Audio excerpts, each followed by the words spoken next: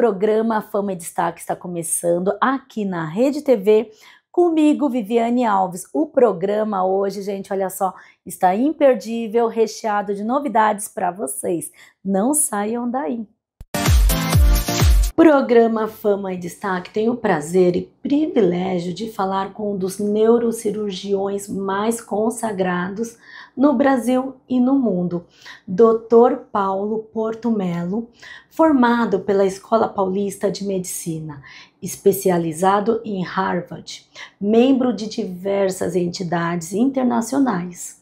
Gente, olha só, Dr. Paulo, muito bem-vindo ao programa Fama e Destaque. Obrigado. Hoje vamos tirar muitas dúvidas, doutor, porque o público, depois dessa pandemia, o que mudou na vida de muitas pessoas?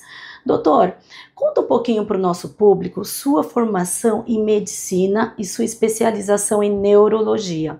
São impressionantes. Como essas experiências iniciais ajudaram a moldar sua abordagem atual para o tratamento de doenças neurológicas? Bom, Viviane, eu estou formado já há mais de 25 anos, né? Então iniciei meus estudos de medicina na Escola Paulista de Medicina, que hoje é a Universidade Federal de São Paulo, e sou médico formado pela Unifesp, e depois eu fiz a minha residência médica em neurologia e neurocirurgia também na Unifesp. Na época foi uma escolha natural, porque eu sempre tive muita curiosidade sobre o funcionamento do cérebro. Sempre se dizia que era a área do corpo humano que ainda tinha muito que se avançar em termos de conhecimento, e realmente, a cada dia a gente descobre mais e mais coisas. Depois da minha carreira, já agora por volta de 2018, 2019, antes da pandemia, portanto, eu fiz uma pós-graduação em Harvard, como você citou aí, onde eu tive contato com uma outra visão também da medicina, uma visão mais individualizada, que a gente chama de medicina de precisão. Já dizia a vovozinha, né? Você não é igual a todo mundo, e realmente a gente não é igual um ao outro. E é isso que leva as pessoas às vezes a pensar, a ouvir, né? Ah, eu tomei um Tilenol para febre e baixou a febre, aí você toma e não baixa. Por quê? Porque você é diferente do seu vizinho, do seu filho, do seu marido, do seu pai. Então a medicina ela está se voltando hoje em dia para um olhar mais individualizado. Então a gente sabe, por exemplo, de condições genéticas que determinam que uma pessoa vai responder a uma medicação ou não. Que uma pessoa que teve um tumor vai responder a um quimioterápico ou não. E antigamente o que a gente fazia? Ah, tem um tumor tal, dá a quimioterapia desse jeito. E as pessoas às vezes não respondiam. Hoje em dia a gente consegue avaliar isso antes de agredir o organismo daquela pessoa com quimioterápico e ajustar o esquema quimioterápico conforme a genética da pessoa, né? Além disso, a gente tem hoje, isso aqui no Brasil está começando a ganhar corpo, mas nos Estados Unidos desde 2018, lá em Harvard, já era uma febre, que são as consequências do nosso estilo de vida no nosso adoecimento. Então doenças crônicas como pressão alta, diabetes, neoplasias, ou seja, câncer, têm uma influência muito importante do nosso estilo de vida. Quando a gente fala de doenças neurodegenerativas, então, mais ainda, a gente sabe que tem pacientes que têm tendência genética a ter Alzheimer e com alterações apropriadas de estilo de vida nunca vão desenvolver Alzheimer. Então tudo isso foi moldando a minha visão mais abrangente das doenças neurológicas. Doutor, então você quer dizer na questão da alimentação, exercício físico? Então, Viviane, isso sim, né? Então, a alimentação é muito importante porque ela é a base de tudo. Então, o nosso corpo, para funcionar, ele depende de uma série de vitaminas e micronutrientes, que se eles não estão na quantidade adequada e distribuídos ao longo do dia da forma adequada, a gente não fabrica bem, por exemplo, neurotransmissores. Mas, mesmo que você continue se alimentando bem ao longo da sua vida, conforme a gente vai envelhecendo, a nossa capacidade de absorver esses nutrientes pelo trato digestivo, ela se reduz. Isso é natural. Então isso faz com que, à medida que a gente vai envelhecendo, a gente precisa suplementar aquilo que a gente vem ali tomando pela alimentação. Então a gente começa a ter uma necessidade de colocar doses maiores de vitaminas, de micronutrientes, que só pela alimentação a gente não vai conseguir nunca. Teria que comer 30 ovos. Não existe isso. Então a gente pega aquele micronutriente que está faltando para aquela pessoa, naquele momento da vida dela, e suplementa para quê? Para que o organismo tenha todo o substrato necessário para trabalhar. né? Isso é uma coisa muito clara. A gente fala assim, mas eu preciso tomar suplemento para quê, se eu já como? Aí eu pergunto, você toma água? Porque seu corpo fabrica água, e você não toma água todo dia? Então, isso não é um argumento válido, né? Assim, a gente precisa suplementar, por quê? Porque a gente não consegue obter o suficiente a partir da alimentação. E a partir de que idade, doutor, esta necessidade da suplementação? Olha, depende muito do teu estilo de vida, como a gente estava falando, mas sim. em geral, para o telespectador, a partir dos 40 anos a gente começa a ter um decréscimo, ou seja, uma queda na nossa capacidade de produção de algumas coisas. Por exemplo, coenzima Q10, que ela é importante na geração de energia do nosso corpo. Né? Por isso que muita gente fala, depois dos 40 parece que virou uma chave. Vira mesmo. Verdade. Né? Então algumas coisas eu brinco, devia vir na água. Por quê? Coenzima Q10 após os 40. Creatina, não é só para quem faz academia, creatina tem uma função muito importante no metabolismo cerebral e cardíaco, por exemplo. Ômega 3, por exemplo. E aí as pessoas falam, mas eu como bastante salmão. Não é muito a realidade do brasileiro, mas tudo bem, vamos lá. Tá bom, você come bastante salmão? Tá legal. O salmão que é rico em ômega 3 que a gente conhece, é aquele salmão pescado no rio. Ele ficou ali comendo a graminha do fundo do rio, os outros peixinhos, etc. Você acha realmente que a demanda de salmão toda que nós temos aqui no Brasil e no mundo inteiro, ela é suprida por pesca natural? Não. Salmão de cativeiro, que recebe ração, então a composição corporal dele não tem tanto ômega 3. Aí você acha que você vai conseguir ir num restaurante japonês, por exemplo, você vai perguntar para o garçom, esse salmão que você me deu aqui, ele é de cativeiro ou é pesca? Não existe. Além disso, existe a questão dos conservantes. Onde é que se pesca salmão no Brasil? Não se pesca no Brasil. Isso quer dizer que ele é pescado em outro país e ele precisa ser conservado até ser remetido para o Brasil e a gente ingerir. Então aí junto com o ômega 3 do salmão, a gente está comendo um monte de conservante. Nossa, doutora, eu jamais imaginava que essa questão do salmão pescado no rio, para mim é uma novidade. E como que a pessoa, para saber, descobrir isso?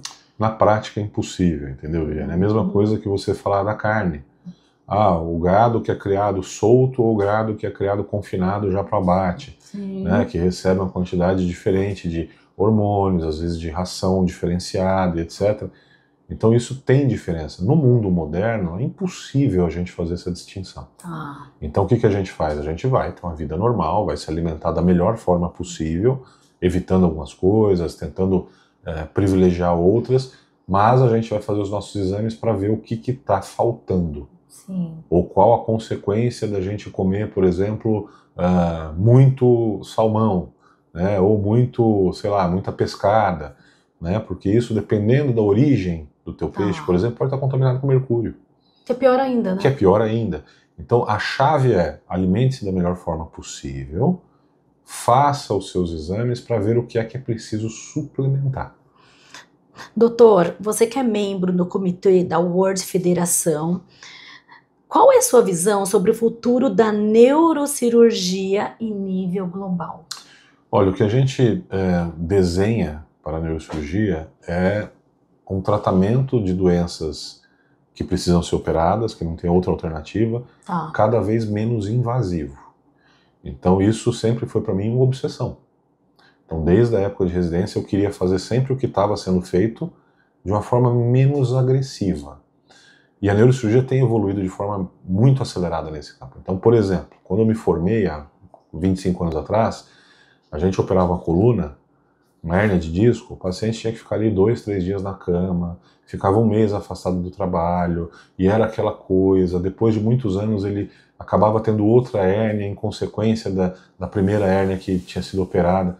Hoje em dia a gente tem tanta coisa para fazer, que a gente opera o paciente pela manhã, na hora do almoço ele está no quarto, comendo sozinho, à tarde ele está caminhando sozinho, no mesmo dia, algumas vezes, ou mais frequentemente, no dia seguinte ele vai para casa, em uma semana tira os pontos, em 15 dias volta a dirigir, em um mês volta para a academia. O que não é muito diferente de uma mulher que faz uma cesárea, por exemplo.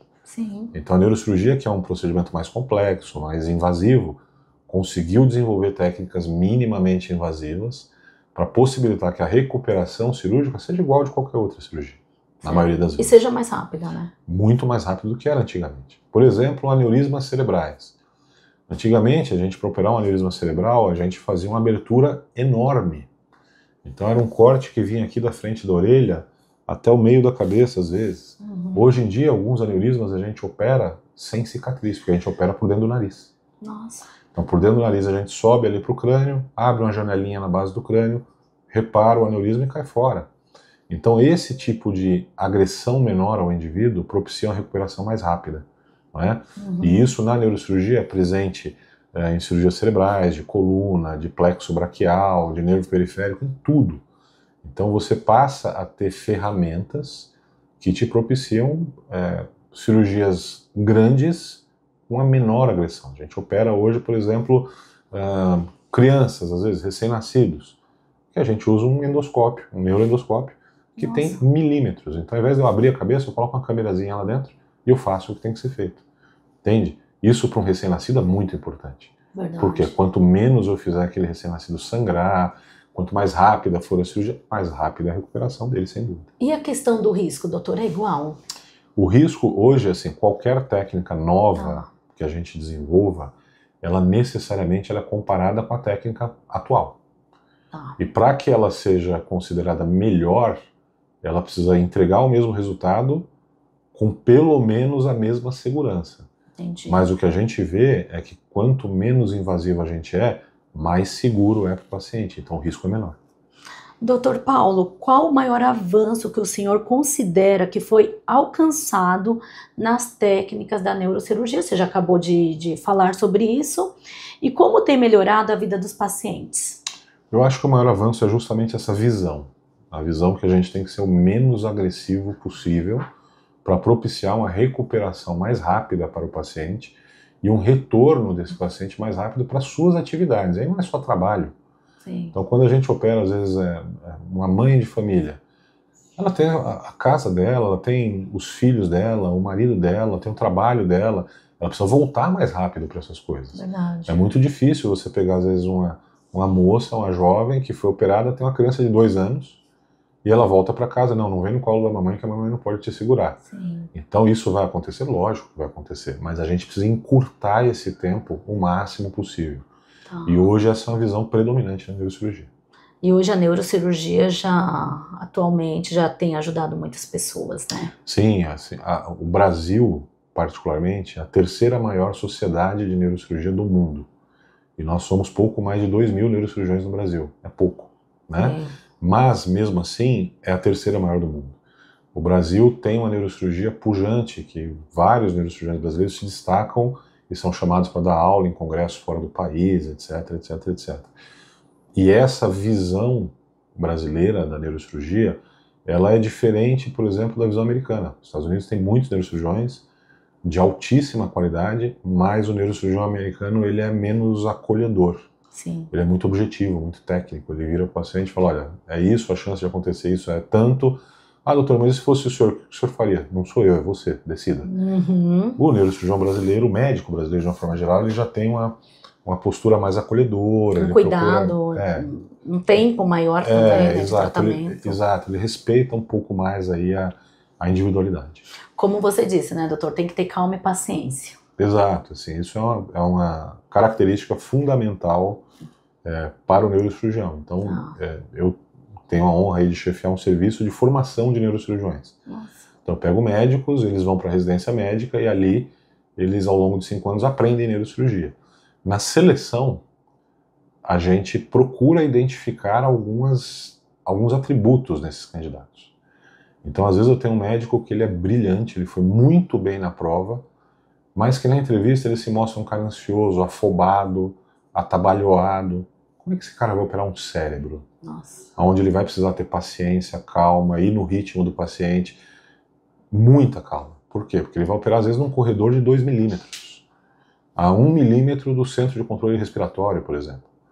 E ali, se ele quebrar durante a cirurgia, ou seja, se ele perder o controle, o autocontrole, toda a sala cirúrgica, os assistentes, o anestesista, as enfermeiras circulantes de sala, olham para o cirurgião-chefe como uma peça central. Se ele está desestabilizado, Desestrutura toda a equipe. desestrutura toda a equipe. E aí qual a consequência? O paciente sofre com isso. Verdade. Então, esta característica que você citou, né, a paciência, a calma, a tranquilidade, ela é fundamental para a gente identificar, porque isso eu não consigo ensinar alguém. O indivíduo ou ele tem aquela característica de conseguir se fechar no mundinho dele e paciência, calma, constância, resiliência, ou não vai. Né? A gente precisa ter esse perfil, e isso é muito importante na seleção. Às vezes o neurocirurgião opera em posições desfavoráveis, opera com dor. Por quê? Para ele ter acesso àquela estrutura, ele fica torto na cirurgia. Então a gente precisa de alguém que esteja disposto a suportar aquilo pelo tempo que for necessário suportar. E não é todo mundo que faz isso. Verdade. Dr. Paulo Porto Melo, eu quero agradecer aqui essa entrevista, gente, para o programa Fama e Destaque, e quero convidar você a estar trazendo algumas dicas para o meu público, porque, gente, ele tem uma vasta experiência, né? E precisamos aprender com ele aqui na Rede TV para você. Doutor, muito obrigada. Imagina, foi um prazer, Viviane. Vai ser um prazer ajudar o público aí. Gente, o programa hoje está imperdível, não saiam daí. Programa Fama e Destaque, sejam muito bem-vindos. Olha só, gente, hoje eu estou na Câmara de São Paulo com ele, Gravuni, que é empresário, jurista e hoje vai ser empossado como diplomata civil pela Getro. Gravuni, que honra conhecê-lo pessoalmente. Conta para o nosso público o que representa para você hoje ser um dos diplomatas civil pela Getro. A honra é minha, em primeiro lugar, estar na tua presença, sou teu super fã. Vivi faz 10 anos, eu sou escritor, empresário, vim de uma família pobre, meu pai pedreiro, né? E meu pai tem 7 meses que faleceu, e eu acredito que é a mão dele, né, espiritualmente falando, acredito que é a mão dele dizendo, olha, há 10 anos que tu está esperando isso e agora você conseguiu. Acredito que é isso, em função de poder ajudar mais pessoas e de deixar um verdadeiro legado, né? Porque os livros se perdem com o tempo, né? E isso não, porque ele é vitalício, e aí vai ficar a marca de acordo por onde você passar. E eu quero passar por muitos lugares. Gravuni, conta para o nosso público, você que tem diversos livros também, como que começou? Você é escritor. Vivi, eu comecei falando da minha vida porque eu tenho uma história de vida. Conta um pouquinho para o nosso público. Então, meu primeiro livro eu escrevi, eu tinha 13 anos. Nunca imaginava que um livro ia ser publicado. E o livro foi publicado. 13 anos? 13 anos, e o livro foi publicado.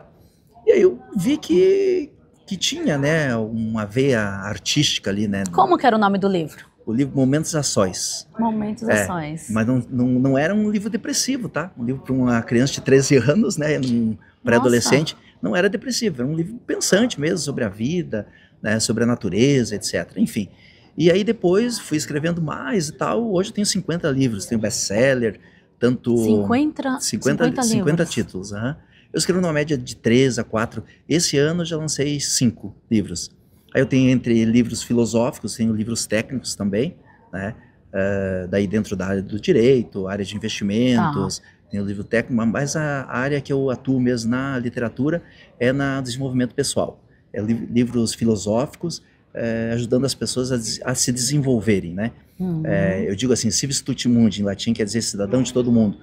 Todas as pessoas podem serem cidadão do mundo todo. E hoje com a internet ficou muito mais fácil, né? Mas é só querer, é só saber e entender o que você veio fazer no mundo, né? Qual é o chamado, o teu legado, o teu chamado, né? Então se a pessoa não entende que ela veio para o mundo, para uma missão, que ela venceu milhões de espermatozoides simplesmente por nada, se ela não entender isso, não adianta, ela precisa entender que ela veio aqui para fazer alguma coisa, independente de religião, Vivi. A pessoa veio para o mundo para fazer alguma coisa. Gravuni, eu tô sabendo que você hoje está sendo procurado por algumas emissoras para ter um programa. Conta um pouquinho para o nosso público. Como que vai ser? Qual é a ideia? Já pode dar algum spoiler? Bom, são 3 emissoras, né, realmente, mas o meu time aí tem uma tratativa muito legal, tá na confiança do meu time, tenho certeza que meu time vai escolher bem, né?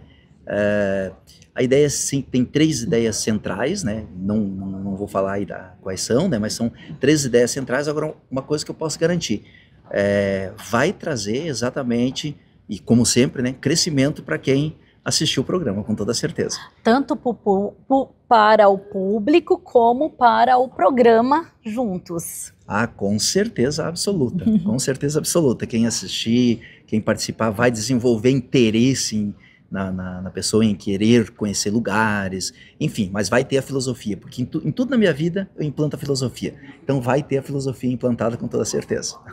Gravone, conta para o nosso público as conexões que você tem fora do país. Bom, eu aprendi uma coisa na vida que nós somos pessoas que precisamos conviver com pessoas. Parece redundante, parece um pleonasmo, né? Mas não é. Então eu procurei fazer conexões. E hoje eu tenho conexões com Estados Unidos, Europa, muita parte, a Europa, praticamente toda a Europa, Estados Unidos, grande parte dos Estados Unidos, Brasil, África, enfim. E as minhas conexões são conexões assim, empresariais, conexões que vão ajudar aquela pessoa que quer crescer. Veja que tudo na minha vida é para desenvolver o crescimento do outro, né? Então, empresários, profissionais liberais, por exemplo, visto nos Estados Unidos, eu tenho advogados, amigos que conseguem resolver o problema do visto, da cidadania, enfim, todo esse contexto de conexão. Então, as minhas conexões, assim, é justamente aquilo que eu acabei de falar, né? O civis tot mundi, cidadão de todo mundo. A Vivi quer ir para a Europa, quer ir para Londres, por exemplo, no Reino Unido. Não conhece, eu vou apresentar alguém que conheça, que vai com segurança, etc. Quer ir para Miami, vou apresentar alguém que você vai lá com segurança, através de uma pessoa que já conhece. Então te dá um suporte maior, né? E a Vivi está convidada para ir para um workshop agora em Nova York, em novembro. A Vivi é minha convidada para ir para esse workshop, né? Que bacana, quero palestrar. Dá para palestrar lá? Falar um pouquinho da minha vida? Deve palestrar lá. Eu vou deixar registrado aqui. Ela não deve, ela não pode, ela deve. Com certeza, obrigada, viu, pelo convite. Vamos falar um pouquinho com o Gravone, porque cadê a embaixatriz? Ainda tá assim, acho que perdida por aí, né? Mas eu acho que não vai achar, né? Não tem, ainda não tem. Mas por quê? É muito difícil? É um homem exigente? Não sou um homem exigente, eu viajo muito, então eu não tenho muito tempo assim para dedicar a um relacionamento. Acho que é isso, um relacionamento, acho que é isso, né? Aí eu precisaria de alguém, eu brinco, né? Eu acho que precisaria de alguém que não usasse pantufa, que tivesse essa rodinha, né? Rodinha de liberdade. Vamos, tá mal, muito tá bom, pronta. né? É muito bom, realmente. Gravone, conta para o nosso público futuros projetos. Bom, tem esse projeto da televisão. Nós temos um portal, que a gente fundou ele em Boston, tem uma redação em Boston, tem uma redação no Brasil e tem uma redação na Europa. Esse portal ele já está no ar, né? Mas é um portal assim, que vai trazer muita conexão empresarial. Né? Então esse portal provavelmente já está no ar, né? Mas vai estar assim com a mídia, com o trabalho funcionando, acredito que final de novembro. Quem quiser caminhar com você, como que faz? Segue o Instagram, @Gravone. Segue lá, todas as dicas lá. Se quiser fazer uma live, vou convidar para a live, vou entrevistar na live. Adoro pessoas interessantes, pessoas que venham agregar. E eu digo, nunca a gente ensina, a gente quando está ensinando, a gente está aprendendo também. Verdade. Então eu adoro ensinar porque eu adoro aprender. E eu adoro também aprender porque aprendendo ali a gente está cada vez mais desenvolvendo, né, o nosso self, nosso subconsciente e transformando a nossa vida e a vida dos outros vidas melhores, né? E automaticamente transformando uma sociedade melhor. Programa Fama e Destaque, Gravone, eu quero agradecer a sua presença e também vamos acompanhar um pouquinho, gente, vamos mostrar um pouquinho ele sendo condecorado aqui na Câmara de São Paulo pela Rede TV para você, comigo Viviane Alves.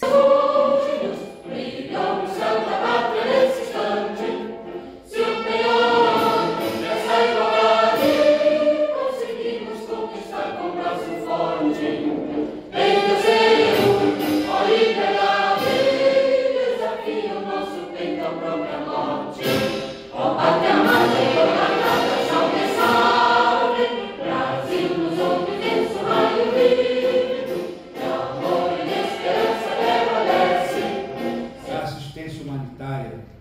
mundo todo. E para a Câmara Municipal de São Paulo é uma honra, né, ter um espaço aberto para que a gente pudesse realizar esse evento. Obrigado pela presença de todos, que seja um ótimo evento para todos nós. Programa Fama e Destaque, olha só, gente, eu estou no Villa Country. Olha com quem eu encontro, Dr. Ailton Takishima. Dr. Ailton, curte um sertanejo? Israel Novaes hoje é show? Curte? Eu curto. Oi, Vivi, tudo bem? É um prazer te encontrar aqui. E a casa é uma casa que eu gosto muito de frequentar. Eu gosto de sertanejo, eu gosto de dançar sertanejo. É uma parte do meu lazer, eu acho. É mesmo? Olha só.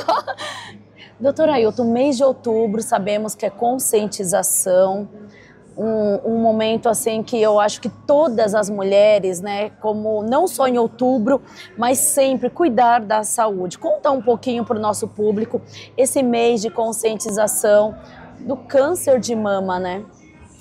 Então, Vivi, esse projeto, né, esse movimento de Outubro Rosa, ele vem de 1990.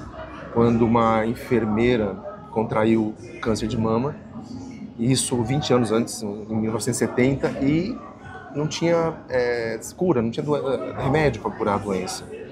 E ela entrou nesse projeto e em 1990 eles criaram um instituto, na verdade, uma fundação, que cuidava das mulheres com câncer. E nessa época teve uma corrida nos Estados Unidos, e nessa corrida eles lançaram aquele lacinho cor-de-rosa, né? E isso pegou no mundo inteiro, isso virou uma campanha internacional, um movimento internacional. E por ser no mês de outubro que os movimentos aconteciam mais nos Estados Unidos, por lei isso foi efetivado como oficialmente um mês de uma campanha de conscientização e prevenção do câncer de mama. Doutora Ailton, na clínica você tem feito diversas campanhas para ajudar as mulheres. Conta um pouquinho para o nosso público. Sim, faz parte do meu trabalho como cirurgião plástico a reconstrução das mamas, né? Uma vez que a mulher tem o câncer de mama, precisa tirar parte da mama ou a mama toda, a gente parte para a reconstrução. São várias formas de reconstrução e a gente gosta de fazer esse movimento acontecer de verdade. Então, no consultório nós temos algumas ações, inclusive a gente já participou de livro, de debates. Eu faço questão de participar das fotografias do Outubro Rosa. Eu tenho a Caetana Santos, que ela está com a gente em todas as campanhas. Xuxa Meneghel também todo ano participa com a gente. Ana Lúcia Torre, Clarice Derzi. Clarice Derzi também foi paciente, além de ser amiga, que virou amiga depois de ser paciente. Também teve câncer de mama, teve que fazer reconstrução. Então, assim, é uma satisfação muito grande você trazer de volta para a mulher a satisfação dela de ser mulher. Doutora Ailton, eu quero agradecer, olha só, vamos mais vezes, né, dar dicas para as mulheres, sim, legal, porque eu acho que hoje falta muito, até porque tem muitas mulheres que querem fazer a cirurgia plástica, mas tem medo. Então eu quero convidar você para estar, pelo menos a cada 15 dias, falando um pouquinho com as mulheres, com os homens também, que hoje realizam cirurgia plástica, tá? Programa Fama e Destaque aqui na Rede TV para você. Bom, gente, o programa está terminando, mas eu estou no ar todas as terças-feiras aqui na Rede TV, programa Fama e Destaque, sempre trazendo o melhor para você. Muito obrigada pela sua companhia.